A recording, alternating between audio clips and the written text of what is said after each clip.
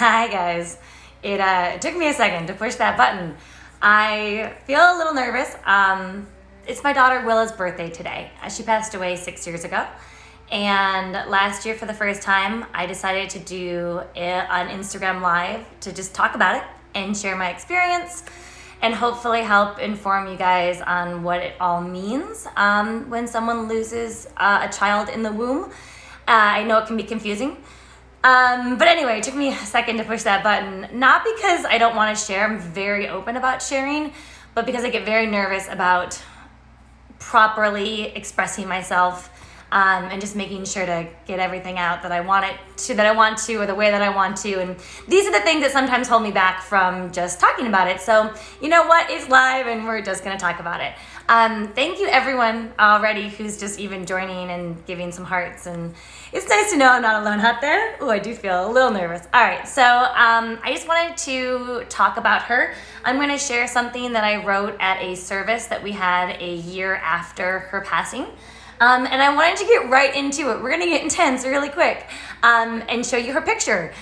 When someone loses a baby, inside the womb, that baby is then born. And I think the number one thing that everyone should be doing is taking a picture and having that, memento or that memory of them. But then it can be weird to share because, I'm about to show you a picture of my baby who passed away. But it's the only picture that I have, and it's really important to me. I think she looks amazing. So anyway, I'm going to share it. So this is my Willa.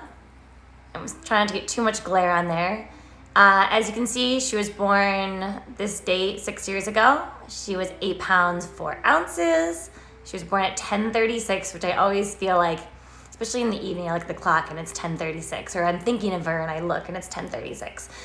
We made these cards to give to everyone at our service. That's my favorite picture of me on the back because I'm smiling. And I remember when we took the picture, I felt like I definitely should not be smiling in this picture, holding my baby who had passed away. But honestly, my emotion was happiness. I was really excited to meet her and see her and hold her. And so I smiled. And now it's my favorite picture. And then that's a picture of our hands holding her little hand. So anyway, let's get into it. So I just want to read you a little something that I wrote for her service because I feel like maybe it more adequately expresses the emotions that I had at that time. And it will help me kind of ease into this conversation because I'm a little nervous. When we were planning the ceremony, we asked ourselves many times what we wanted to get out of it, what our goal was. And two things kept coming up. We really did think about, should we have a service for her? What should we do? And why would we do that? And the reasons that we did it was because we wanted to share and remember Willa, to honor her. And then we also wanted to really tell everyone around us, we wanted to explain to them how it's really been for us and try to explain what life is like. And unlike losing a grandparent who you all would have gotten to meet, she never got the chance to touch people's lives. And though we were lucky enough to have her touch ours, sorry, I'm already off, but you get the gist.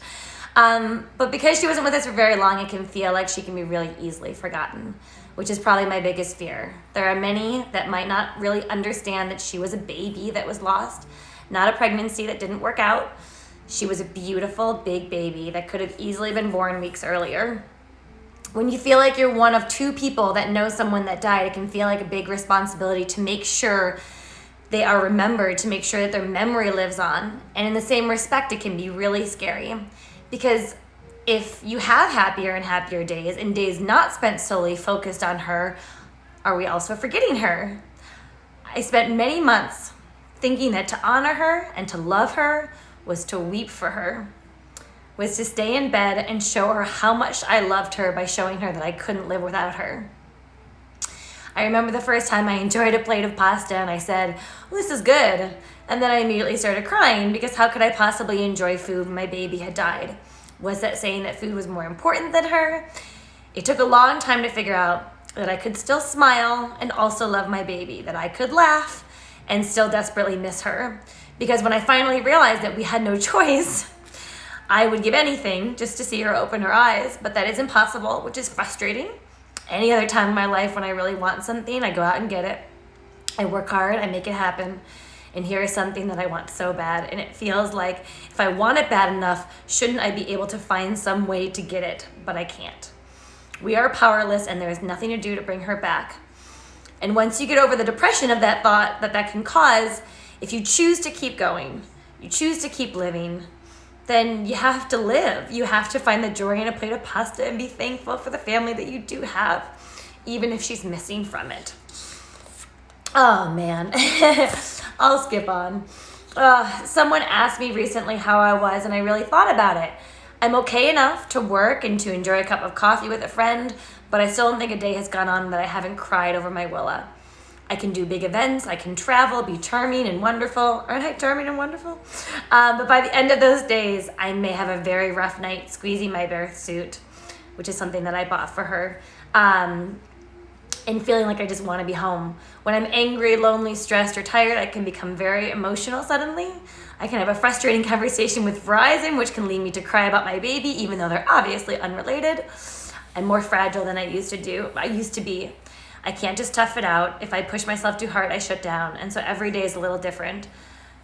So this was a year after, which I think at that point, like in some ways I thought I was better. I thought I was like doing good. And looking back, it was so just very fragile still. All right, last part, and then I have some questions that I'll answer. 3 years ago, after giving it probably too much thought, we decided to have a baby. And believe me and my husband give it a lot of thought. We're very thoughtful people. So we didn't rush into it. And when we wanted to do it, we were ready to do it. One miscarriage and the loss of Willa later, and this road can feel very, very long. But here's how I'll make it positive for you. Through it all, I still love my life. I have the best family, the most amazing friends. And I also have the most amazing daughter. I love Willa so much I can't stand it sometimes, and I miss her more than you can imagine. At 3 months, they told us that there was only a 10% chance that Willa would be okay. They also told us that 90% of people would terminate with this diagnosis. Now, after what has happened, some may say that maybe we should have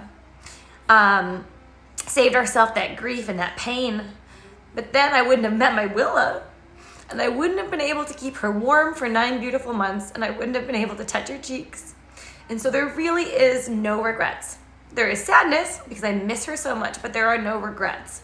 No matter how much pain there has been, no matter how much I have grieved, I would do it all again. I would do the pregnancy again. I would cry every tear just to be able to hold my Willa for that 1 hour. It was all worth it just to see her face in the sun. I miss her, and that makes me sad, but my Willa makes me so happy. Thank God I was smart enough to put some tissues over here. So that's some of what we shared at a service that we did for her a year after her passing. We just really wanted to remember her, and we wanted to try to express to our family and friends what we've been going through so that they could more adequately support us. Because it's a really tough situation. And that's one of the reasons, or one of the really main reasons that I'm doing this today, is that I want to hopefully empower you to help a friend or family or support you if you're going through this yourself. There's a shocking amount of people that have been in this situation. If you just read the comments on my post, whenever I post about Willa, there's always so many people sharing their own stories. I wrote down some questions that I'd asked you guys, but please feel free to share your questions here. And once again, just thank you for all the love that I'm already seeing on this screen. But I wrote down some of the questions that you guys had left earlier just so that I could address some of the more common ones. A lot of people want to know what happened. And I think a lot of people are also really scared for their own pregnancies and their own futures. Willa had a cystic hygroma, which is a little bit of fluid on the back of the neck. The cystic hygroma itself means nothing. What it is, though, it doesn't hurt the baby, but what it is it's an indicator that something could be wrong. Babies with Down syndrome always have a cystic hygroma. So a cystic hygroma can often mean things like Down syndrome. That was at that 3-month appointment when you're supposed to get the okay and then tell all your friends, which is so lame anyway, because you're just supposed to never tell anyone that you were pregnant for those 3 months? I understand maybe not sharing it publicly, but in my opinion, and believe me, these are all just my opinions, why aren't we sharing our pregnancies from day one, or at least with our close family and friends? It's fun to give people the surprise of, hey, I'm pregnant. But if you lose a baby at any time, it's good to have support. So I'm kind of in the camp of like, hey, I'm pregnant. I hope it works okay. You know, like it doesn't always, but I hope it does. So she had that fluid on the back of her neck, and they highly encouraged us to get genetic testing to figure out what was wrong with her. They did say that about 90% of people would terminate because it's so early on, and this indicator, this little bit of fluid, really often means something's really, really wrong. Down syndrome is one thing, but there's also a ton of things that mean that she just never could have survived outside the womb. So we did genetic testing, and everything came back normal. And so they kept looking at her, and then we finally got to a point around 6 months maybe that we were able to do a sonogram, or whatever they call it, on her heart, because one of the big concerns would be her heart was just not right and she wouldn't have been able to live outside the womb. And we were super nervous and ready for that diagnosis, and her heart looked great. So now she had full genetic testing. She has had every inch of her body looked at in me, you know, like just still in the womb. And she looked great. And, you know, our doctors, who were pretty pessimistic at first, supportive, but pessimistic, you know, they knew the percentages, said, hey, you know, it's probably time that you just start thinking that you're going to have a baby. And so we kind of went from this very cautious start and this very, it was always like a new hurdle to get past. Like, is it going to be okay? Hey, it is going to be okay. And then this next thing. We suddenly sat there around 6 months. We hadn't told anyone. Luckily, it was my first pregnancy, and so I was able to kind of keep it a little bit more in. But we really didn't tell even our closest friends. Some of our family knew, but that was really it. I don't know, because we were in this mindset of like, it was still kind of a pregnancy, and we weren't going to tell anyone until we had to. But then everyone said it was fine. So we actually kind of felt like, you know, like we're these bunnies and there's a carrot over here and we're racing to try to get that carrot, and then one day that carrot gets given to us. They're telling us our baby's okay. And so we had to really kind of start getting some baby stuff and getting excited, and we were excited. We'd always had that optimistic hope, but we were just trying to be realists in a situation where they were telling us that it looked a little grim. So genetic testing is good, our heart's good, everything's good, we're having a baby. Everything from that time on was fine. We were considered high risk. We were seen more often than not. You know, you wake up one Saturday morning, and you just think, I haven't felt her in a little bit. We were going to go out to brunch. And so I was kind of convinced that with some hot chocolate and some orange juice, some sugar in there, I was going to get her riled up. The walk there, I mean, there was times that she was quiet. I mean, if you've never been pregnant, you can usually feel the baby moving, especially at 40 weeks. I was actually 40 weeks, so I was a day past my due date. We sat there at brunch, and I think my husband was really nervous. I tend to try not to be nervous until I need to be. And I just wasn't feeling her. And, you know, honestly, my worst case scenario was they're going to induce me or, you know, like something's a little wrong. There's always stuff at the end of pregnancy that goes a little wrong, and someone has to be taken in and put into labor, or the baby has to be taken out sooner. So I thought that there was a chance that we were, you know, like going to have a baby that day. And so we finally went in, and the first thing they do is, you know, do a sonogram. We just didn't find her heartbeat. It's a very final moment, you know? Because you can tell yourself it's going to be okay, and it's just so, it's done. And like somewhere, we always knew that this might not work out, but we just, you know, we were there, we were ready.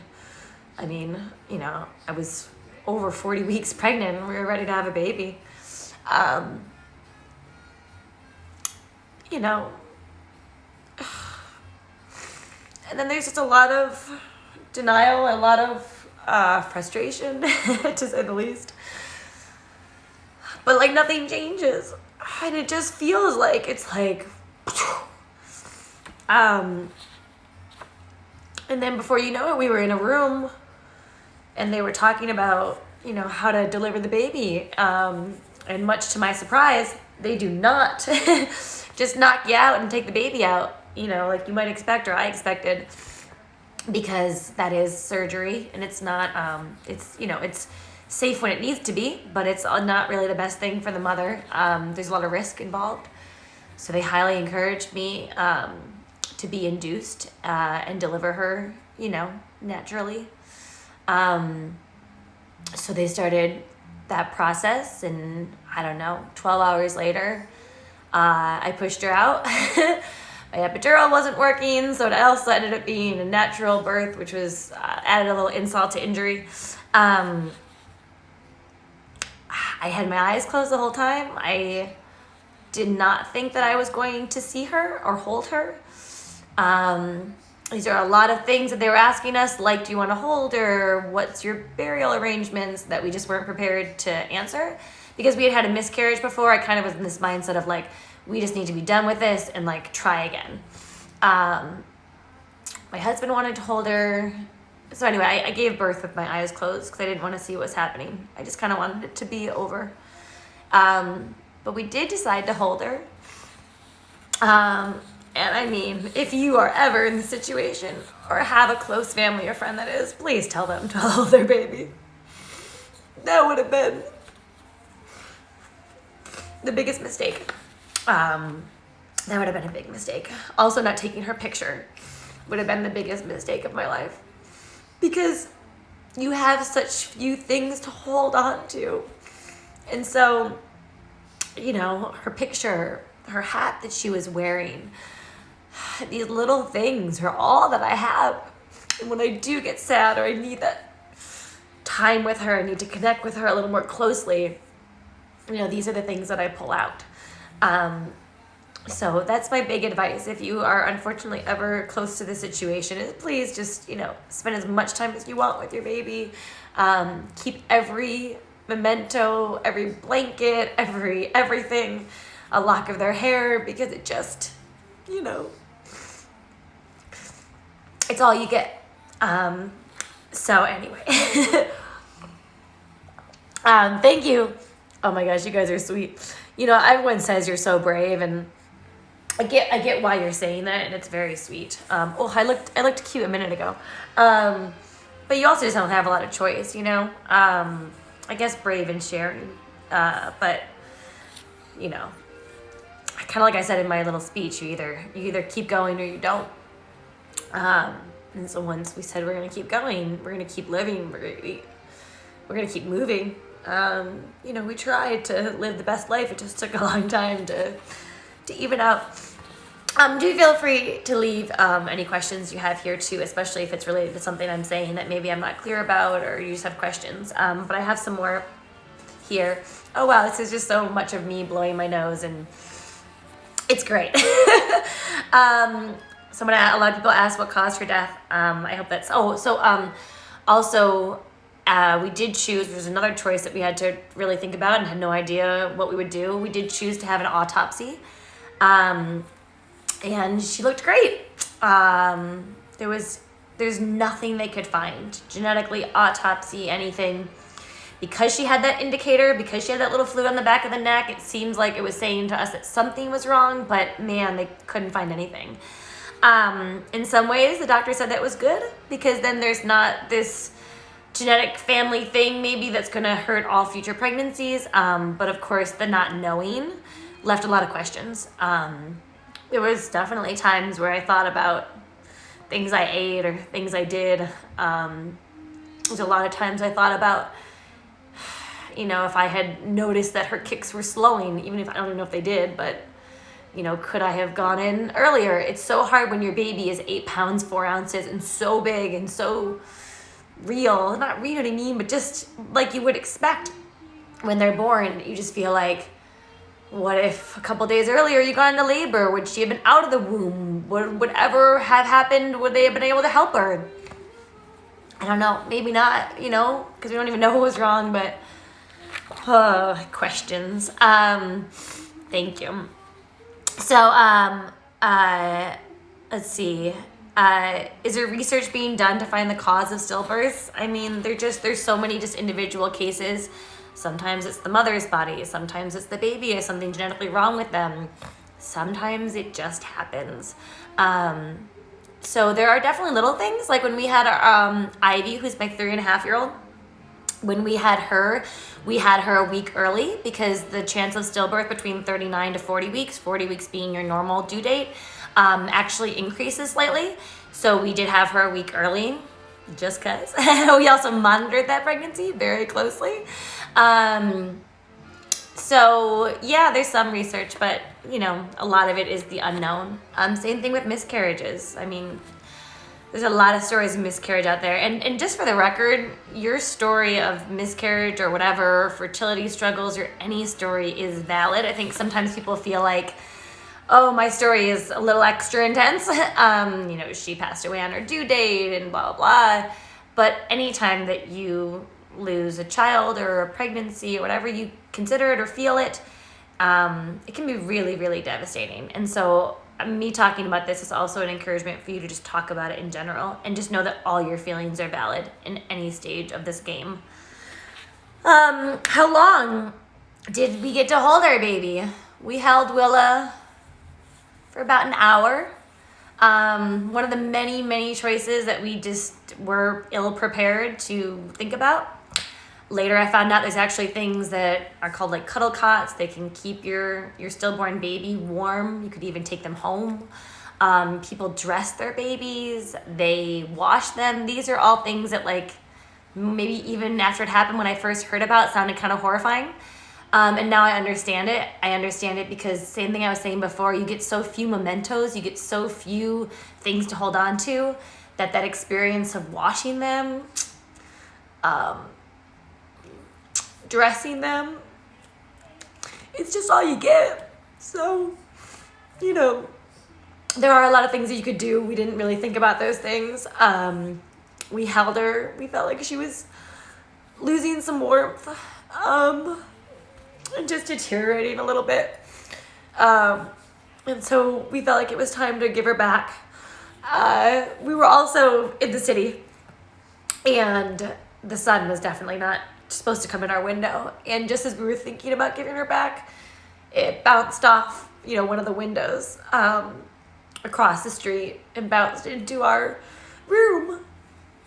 So this picture, it's hard to see, but it's really sunny. And we just felt like it was the right time to give her back. So we had her for about an hour.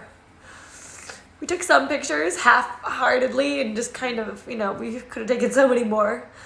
Luckily, the hospital did take a picture. I actually like their picture a lot. That's this one. And so we truly appreciate them taking that picture, especially because we didn't know for sure if we would have even taken a picture. Look at that baby. I was just looking at that one. So if you do work at a hospital, or please take a picture. You never know when someone's going to come back for it. And I actually have heard that story a lot. Excuse me. Sorry. It's just a lot of real life going on right now. Let's see. How did your husband cope? A little better than me, or just differently. He was a little bit more of the active one, trying to seek out therapy and get help and scheduling friends to come spend time with me when he went back to work. But it was very hard for him. Let's not, forget that. The man in the situation is just as affected. And I read some statistic that I can't remember about something absurd. 80% of marriages that go through a stillbirth end up in some sort of separation. Like any trauma, it's just, it can be very hard when you're feeling this way, your partner's feeling that way, and yet you're trying to support each other. We did do therapy, couples therapy. I don't know if it was necessarily for us to work through our issues with each other as much as it was just a really safe and supportive space to talk about our feelings. I also just enjoyed doing it better with him than I would have by myself. I also would never have gone if he wasn't there at first. But having that space every week to sit there and share and just be able to like think of her, especially as life got busier.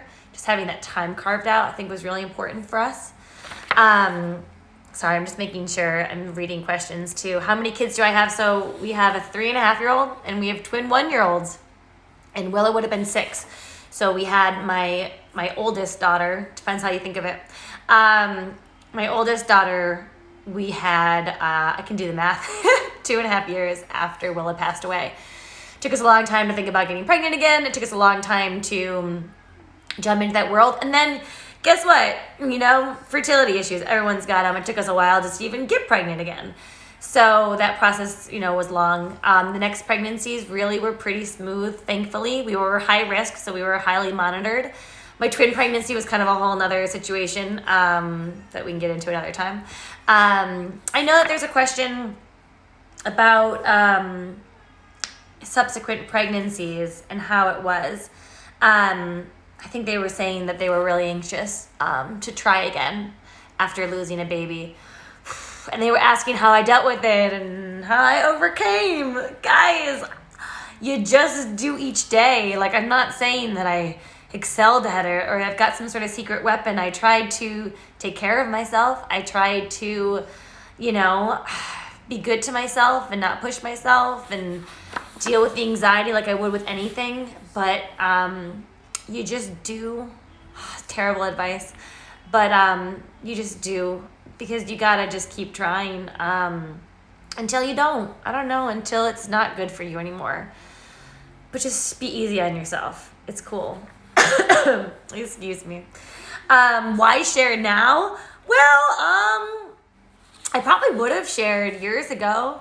I did, like little bits here and there. Actually, the link in my Instagram profile right now is the very first thing that I ever wrote about her online.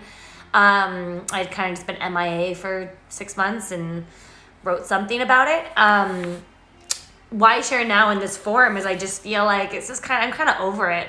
I'm kind of over feeling like I can't talk about her, or I can't share. I'm kind of over hearing everyone saying that, they feel lonely in this process, or they've had, 6 miscarriages and nobody even knows, or it's just, I'm just over it. Like, there's just, I don't understand any reason why we should be burdening ourselves or taking on these things alone, and not sharing them. I'm sharing them this publicly because there's at least some people out there, that have been following me.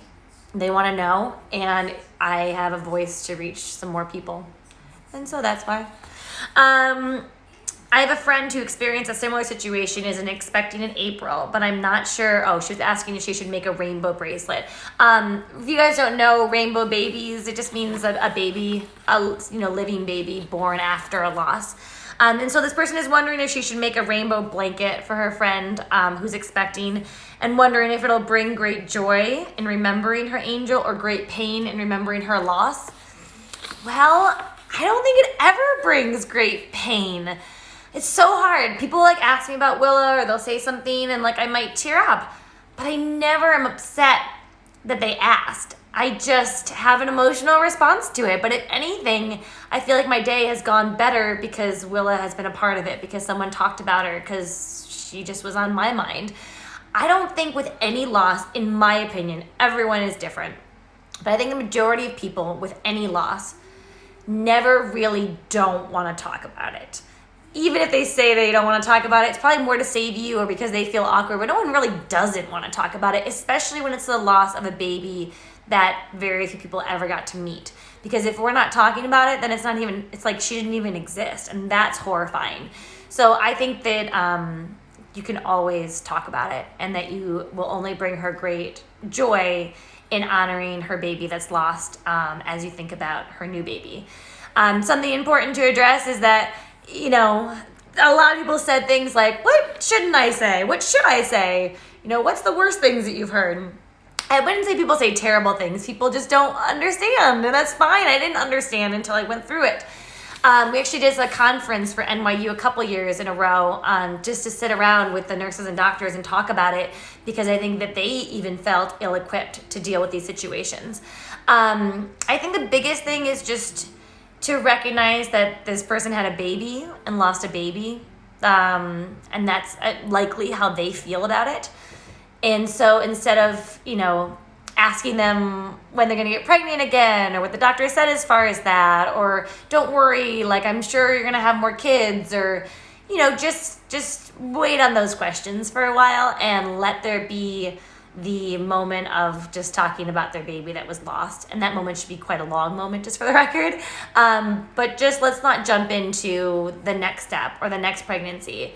Do I feel over the moon that we were able to have 3 more children? Yes. When we lost Willa, and we lost this idea and this goal of expanding our family. Willa will never be replaced. And even with that goal of expanding our family being achieved, I miss her. I still cry over her. I still feel like there's someone missing from this house. So just know that the person that has lost someone, you know, like, that just never changes. But that doesn't mean they don't want to expand their family and they don't want to try again, but they're 2 very separate things. And so deal with that gently. How did we decide on her name? You know, funny thing, I had 3 names in my mind. You know, we thought we were having a baby that pretty much same day. And it was not my number 1 choice, it was my 3rd choice. And I didn't even think we were going to name her. I had it in my head that we were going to, like, save these names for a different baby. I don't know. I just didn't, you know, I hadn't thought about this stuff before anyway. And so I had looked at her and already in my head kind of started calling her Willa. It just felt like she looked like a Willa in comparison to my other names. One of those other names being Ivy, that I then did name my oldest daughter. The other name my sister might name her kid, so I won't tell you. But we definitely didn't do it in the hospital. It wasn't until we were home with some family. Someone maybe said something about naming her, and I confessed that I had thought that her name was Willa. And same thing, giving her a name, it's really important. Taking their picture, taking mementos, taking just time with them. It's really important, and you can do that at any age. I mean, I don't know, like, because a baby is 6 months instead of 5 months, does it make them more of a baby, more stillborn? Ugh, guys, this is so personal and up to you. And the bottom line is, if you feel like you lost a baby and you want to name them, you should name them. Let me just get a couple more. Oh, and I want to show you guys some things. You know, a lot of you ask about how we keep her memory alive. Also, this is her urn. I was just kind of touching it over there. It is definitely for a cat, which I kind of love because I love cats. But we did decide to have her cremated. Another one of the million questions that we were ill-prepared to answer. I think we made the right choice. We did not have a burial location that we had in our heads, so we didn't even know where that would be, and we did feel like it was nice to keep her a little closer. I always thought urns were really creepy until I had one, and now I love it. I only get nervous that something's gonna happen to it in some way. I don't know. So this is how we have her remains. I don't know. I felt like it was sweet, and she was sleeping, and it just felt like the right vessel for me. When we had our service a year in, we did bring this, and I was happy to share. I think it's sweet. So anyway, we have her remains. Some other things that we do, you know, when we left our apartment in the city, we left her room, which was really like my sanctuary to think of her. And even when my daughter Ivy came into that room, it was still kind of shared. On the wall, it literally said Ivy and Willa. So as we kind of had to move Ivy into the space more and move Willa out and then move at some point, I tried to think of ways to kind of just keep her stuff, you know, together and personal. So I have a box, kind of hard to see, but this is the top to it.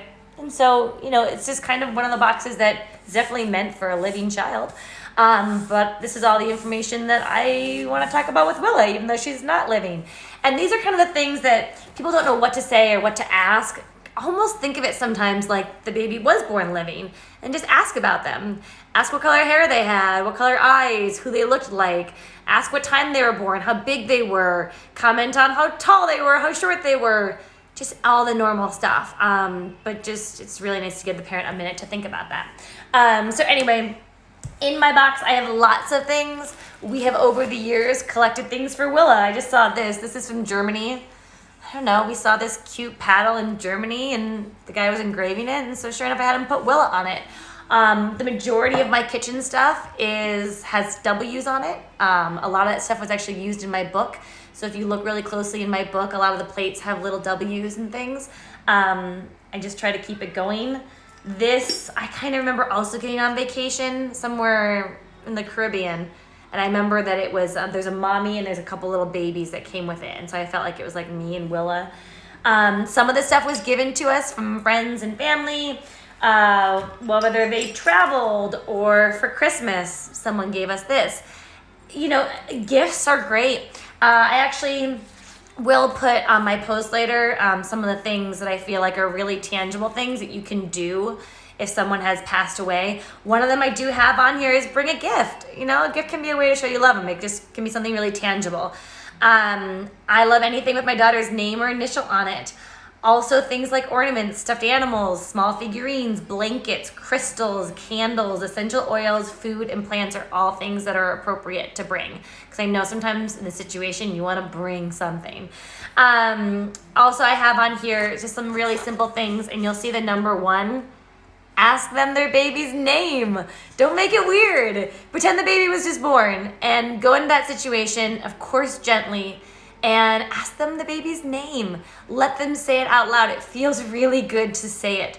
Ask them how they're doing, how it just feels, and keep asking, and know that, you know, even a year later, it's appropriate to ask. Some other things that we do for Willa. I started this a couple years ago. I got some stones made with her name on it, and we find special places to put them. Often we'll go hiking somewhere and find a beautiful waterfall and leave a stone there. We've put one in our backyard. Today we gotta find somewhere to put one. Maybe somewhere in our new neighborhood down by the beach.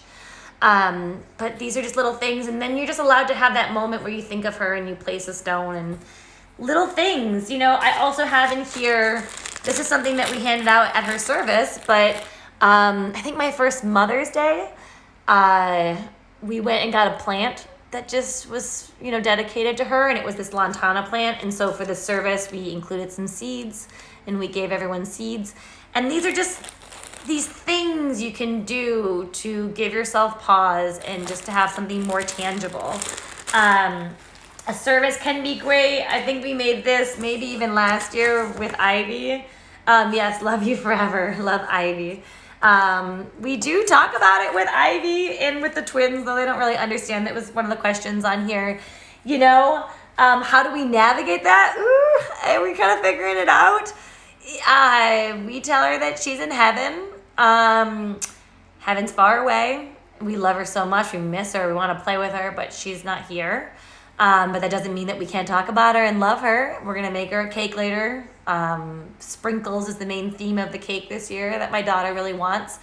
This morning, you know, she saw Willa's urn was next to my bed where it doesn't always normally. And she asked what that was, which I guess we haven't maybe seen it in a while. It used to live in her room. So anyway, I told her again, she remembered. And then she gave it like a big kiss, and it was the sweetest thing ever. Does she fully understand? Of course not. She's 3.5. She doesn't even understand death. But I don't want to not talk about it just because she doesn't fully understand. Like, Willa is a part of our lives. She's a part of our family. So we just kind of talk about it, and each new question we try to answer. But there was someone that had said that they have a maybe 4-year-old. I can't remember. I'm sorry. But I think they were trying to figure out how to talk about their own situation and their own stillbirth. And I would say similarly, just talk about it and say, "Did you know you have a brother?" "What?" "Yeah, or sister, you know, you have a brother." Like, it's so sad they're not here. Sometimes that makes me sad because I want them to be here. I want to play with them. But we still love them. So it's really, you do have a brother. They're just not here like other brothers or sisters. But just talk about it. You'll figure it out. You're not going to like mess it up, and you're not going to mess up your kid. Like, of course you should always do these things, like giving it some thought, but also like just do them, you know? I'm trying to see if there's anything else here.